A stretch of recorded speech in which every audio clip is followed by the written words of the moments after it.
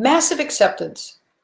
I came up with the phrase massive acceptance and radical presence after a particularly challenging experience with my daddy, my hero, during our journey through his diagnosis with a type of dementia. It was following just a time when I really underserved what the experience could have been. And I was disappointed in myself, and I was reflecting on what I could have done better. And I realized that while I accepted my dad had dementia, I hadn't fully and completely accepted it.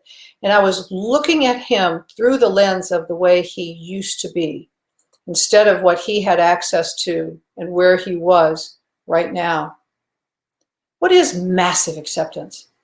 Massive acceptance is accepting fully, completely, absolutely, in its entirety, taking 100% responsibility for what's going on in this moment.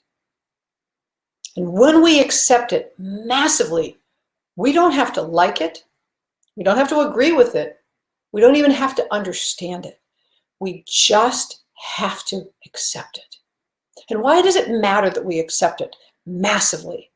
It's important because it allows us to think clearly. It allows us to make wise choices. We're not looking at the past and wishing things were different than the way they were. We're not bringing in experiences that we've had before and using those as a clouded lens for us to see what's actually going on. And we're also not trying to be fortune tellers and look out into the future at what could it be, or it could be this or that, and creating all different kinds of scenarios so we're not fully present. Massive acceptance allows us to make the wise choices. So whether it's a challenging situation or whether it's a really positive experience, we can maximize its potential and possibilities. This originated in a role of caregiving support, and yet I and those I've shared it with all now use it in different areas of our lives. I'll give you a little bit more about the experience with my dad to kind of put this all in context for you. We were sitting out on the lanai, it was dusk. All of a sudden he stood up and said, "It's time to walk the dog." And so all he had access to was, "It's time to walk the dog." He wanted to go out the lanai door over here, which went out onto some grass, and it was kind of a slopey hill, and it was dusk. And I'm thinking of all these things my dad, my whole life, taught me to be safe. These would not be safe things. So I'm trying to get him to go out the other door where there's a concrete path.